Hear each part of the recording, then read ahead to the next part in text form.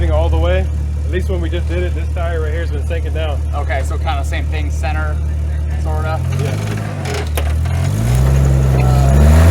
Wrong tire face. Yeah, that's a good idea.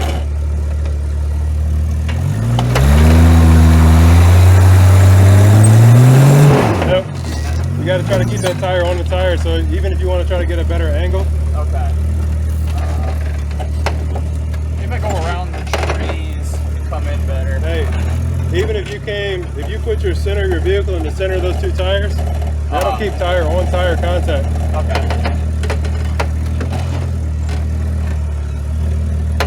Is that center-ish? Ish. Ish? Yeah. Give it a shot.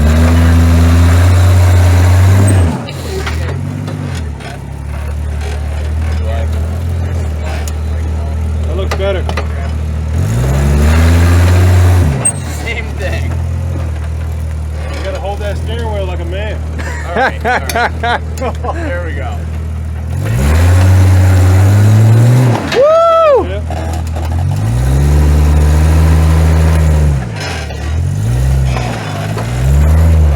That tree over there. You need to come this way anyway. Do I? Yeah, so what you're doing is the right working. thing. Oh, okay. All right.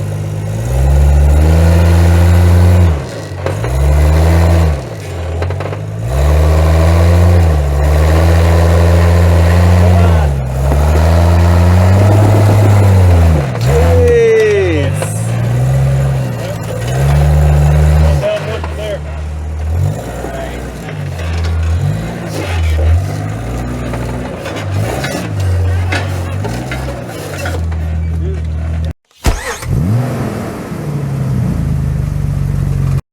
I got my 98 Cherokee here, the two-door, tube doors, tube fenders, built both of them on 35, 6.5-inch lift with a 3-link.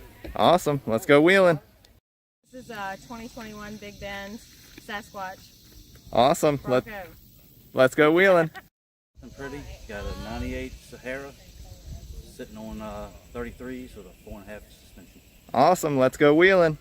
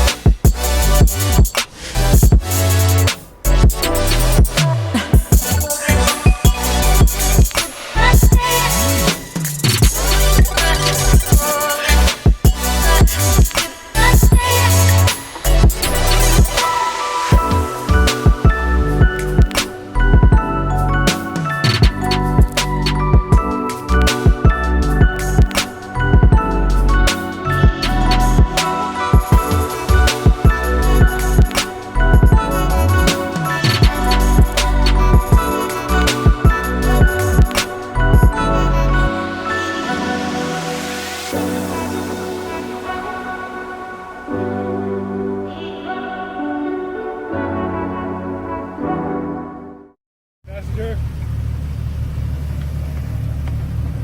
Looking good. Contact tire now. Sliding on.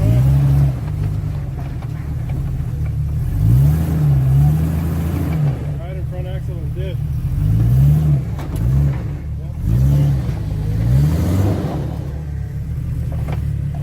You're gonna have to give yourself a little bit of a bump coming up that way.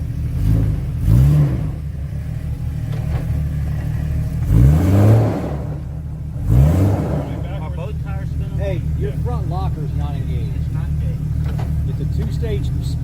You press the pedal once, it locks the rear. Press the switch again, it'll lock the front. While it's blinking, that means it's I don't trying. have that on here. Oh, you just got switched. I got just regular throttle. Okay. I was enjoying the description.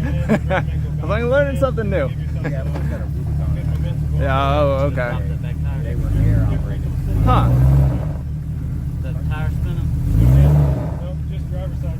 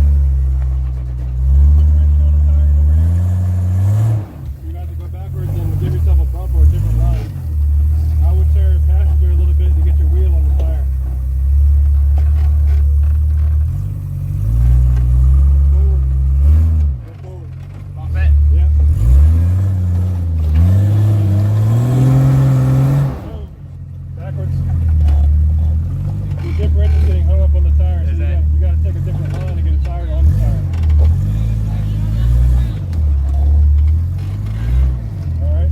Now hang passenger when you come back up.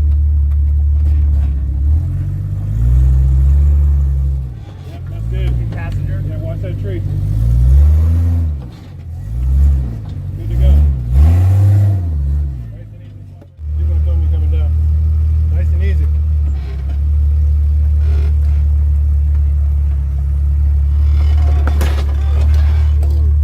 Gonna need some limiting straps. Yeah.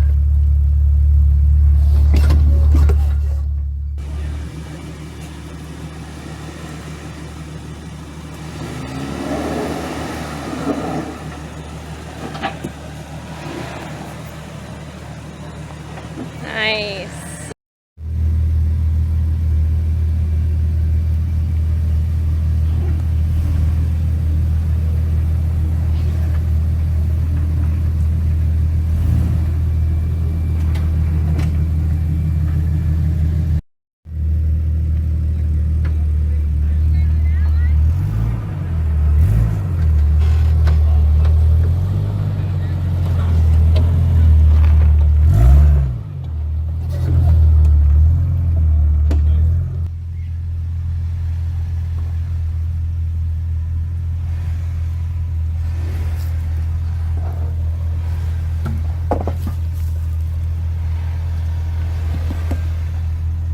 Doing good, doing good.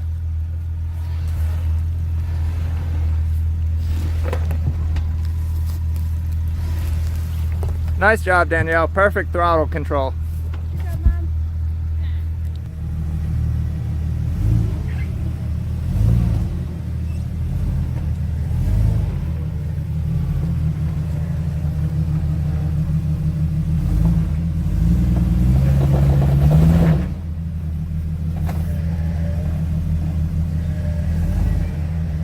Good, come on forward. Bump yourself.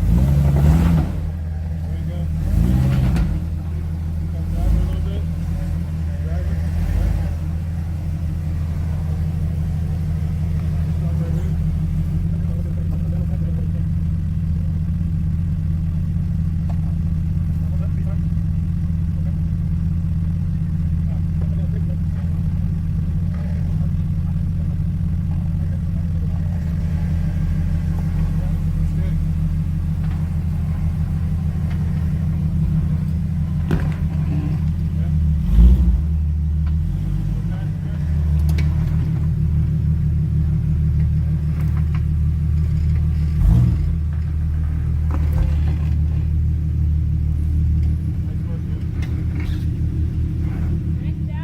Nice job.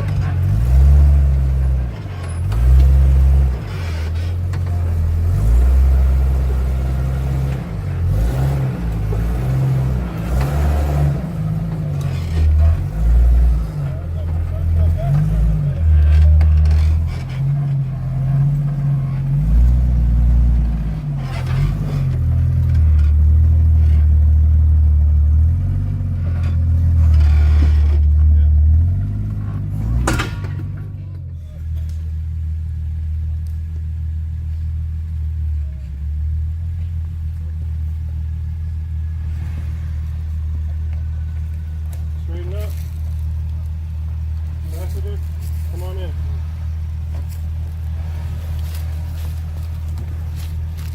Nice and easy on the way out.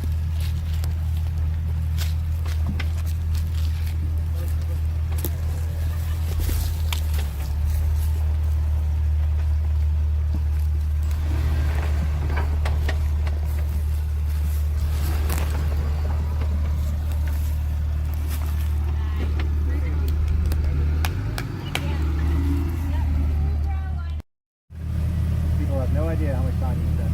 Yep. Come on, driver, driver, driver. Yep. Passenger. Driver. Driver.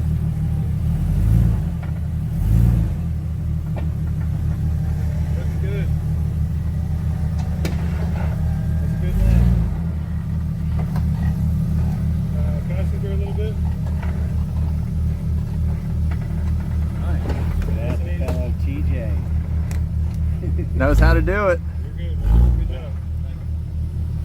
Nice and easy so you don't get uncomfortable. Nice driving. Make that left head towards Big Daddy. Driver, yep. Passenger. Driver. Driver.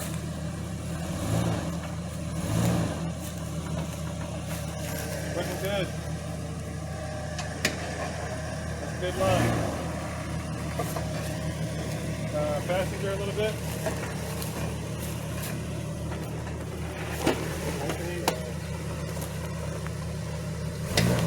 We're good. Good job. Nice and easy. Go ahead and make that left hand towards Big Daddy.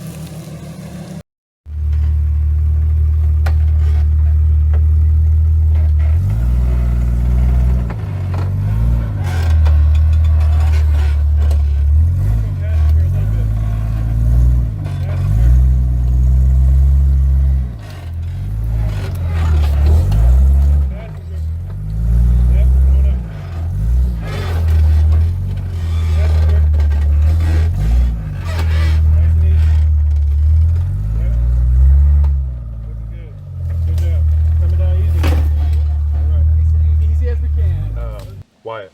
Brett. Brett, nice to meet you. Jake. Jake, glad to have you back, man. Yeah. So it's my understanding you guys have been wheeling together for a while, and you guys know each other outside of the park. Tell me about that. So it started, I was 16, I got a 99 Cherokee as my first vehicle. We kind of just splashed around a couple mud pits and started working on things as things broke, and we both kind of got into it. And he got a YJ, I don't know, what, 90, it was a 94 stock automatic 4-cylinder. Yeah, it was just me with my 31s, his with his 31s, and we just kind of found any trails we could around us, and just kind of bombed around as much as we could and kind of started building things from there. I dig it. Did you start with a 6-cylinder? Yeah. Okay. And it seems like you have a soft spot for these 4-cylinders. It's just what I always end up with. Whatever the market presents itself Yeah. with. Let's talk about your rig. So I know Jake's rig has been out here, and for those that don't know, he brought his awesome Comanche out here that had a doubler transfer case, and he was able to walk all over the proving grounds. But yeah, tell me about the Cherokee. This is 98 2-door. It's pretty much just a trail rig. I have another daily, so it's good to get this thing out on the trail sometimes. I got the tube doors I built for it, pretty much stay on all year long. Tube fenders I built for it, 35s, 3-link front, 6.5-inch lift, lockers front and rear, and like the skinny pedal. I dig it. Are the lockers, are they selectable or automatic? Automatic, just lunchbox front and rear. Okay. And then running stock axle still? Yeah. All right. Well, I appreciate the rundown. What made me curious, you said the doors stay off year round. Tell me about what you've done for rust proofing and electronics and things like that. I just moved here a couple weeks ago from Connecticut. So when I was in Connecticut, I had a garage. I just parked it in and I just didn't touch it in the winter. I got this thing pretty much stock. It was all rotted out. The interior was stripped.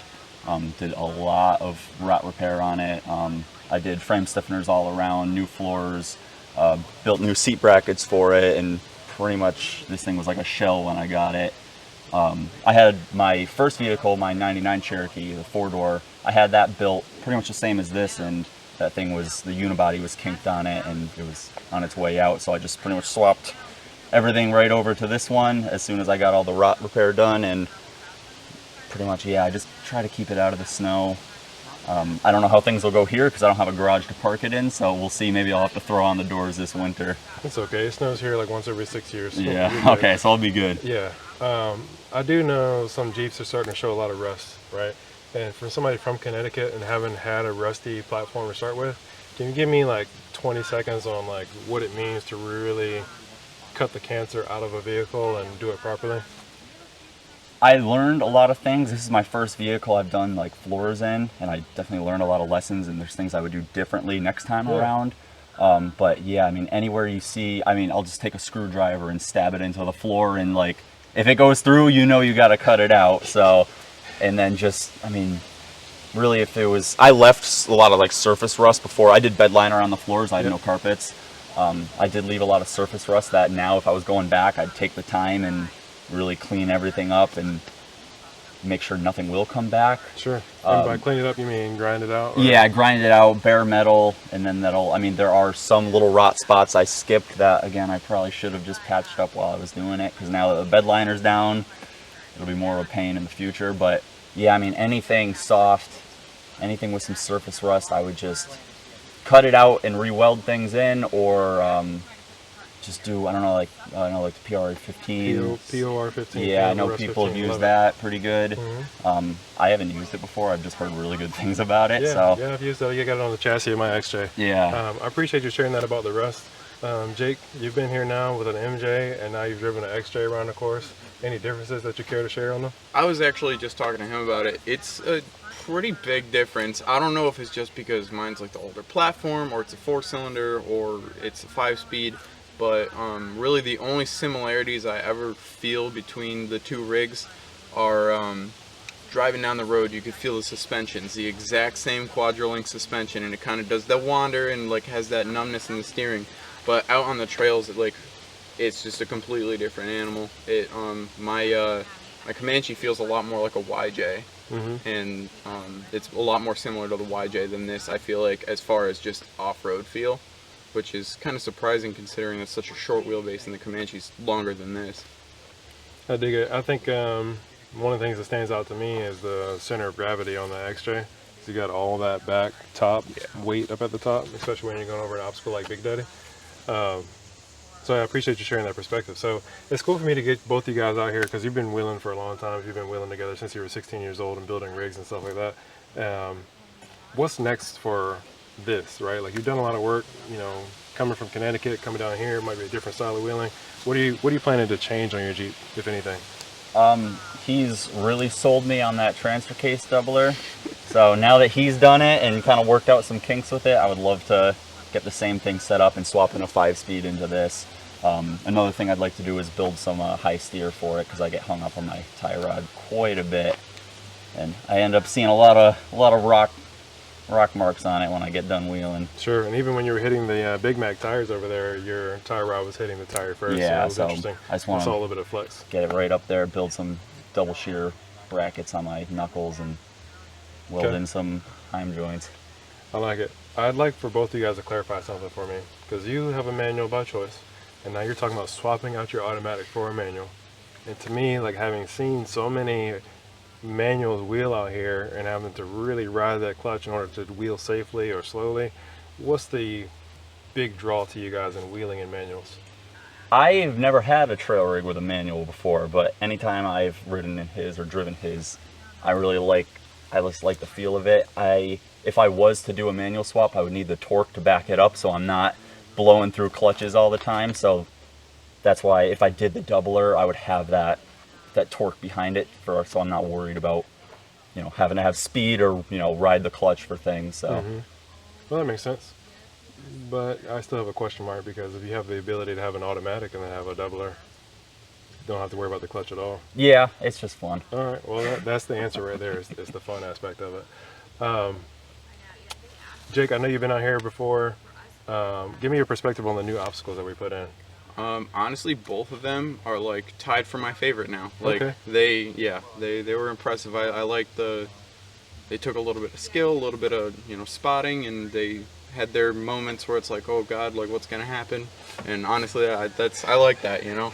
That's what we come out here for. I'm glad you like it, because it makes me nervous as all get out when the Jeeps start going off kilter like that. So, and how about you, man? Tell me about your perspective as a whole on the park. Maybe some of your favorites. Definitely, I would have to agree. My favorite is tied with the two new ones. I always appreciate when you could have a little park like this that everything's close together, and I like kind of doing the free riding at the end, and, you know, everyone can mingle and get to know each other versus, you know, it's fun to trail ride, but sometimes when you just have 4 or 5 Jeeps going in a line, you don't even know who's in front or behind you. You don't get to know them at all. It's nice to kind of meet the community and see who's around here. I dig it. I appreciate that aspect of it too. Thanks you for sharing that. So with both you guys, you know, I want to say thank you. Thanks for coming out. Hopefully we get to see both you guys come out at the same time. I'd like to see your YJ. I don't know what kind of condition it's in, but based off of your MJ, I'm curious. I just swapped the motor in, got to finish that up, brake lines and power steering, and it should be good to go. Cool. Well, hopefully we see you soon. And thank you for coming out for your first time. Yeah. And before you guys head out, I just want to let you know that if you want to come out here and do some wheeling, make sure you head over to W2WParks.com, make a transaction there. Then find us on Facebook on the W2W Proving Grounds. Take a look at our calendar and mark that you're interested or going based off of the events that we have coming up. And we'll try to get your name drawn and get you out here. Make sure you like this video, share this video with all your friends. Let's get the word out and help us raise the funds and awareness to bring an off-road park to Hampton Roads. We look forward to seeing you guys out here. Hey, thanks again. Thank you. Until next time. Thanks, man. I've been here 2 weeks. I think I've seen that popped out like 4 times already.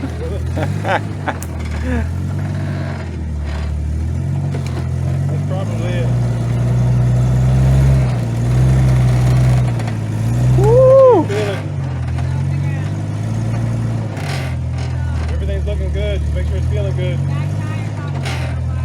that's it. You gotta turn faster a little bit.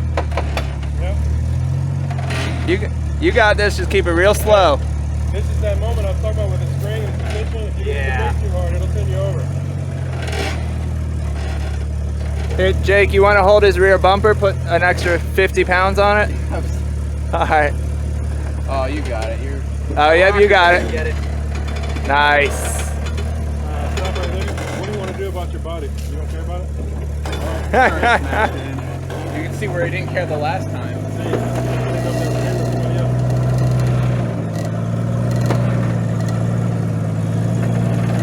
If you don't do this, you're not going to have a quiet ride home. You got it. You got it. Faster a little bit. Faster. Yeah.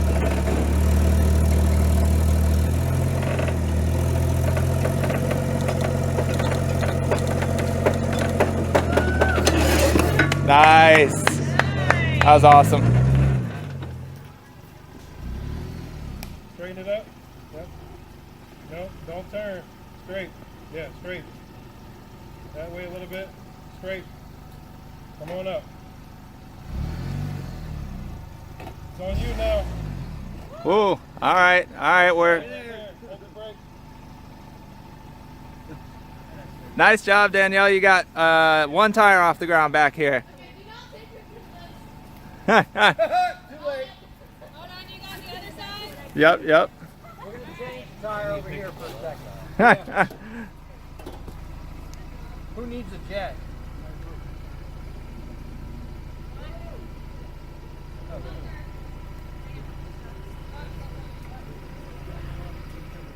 In here and then go across the small tire guard. Yep. You'll be all right.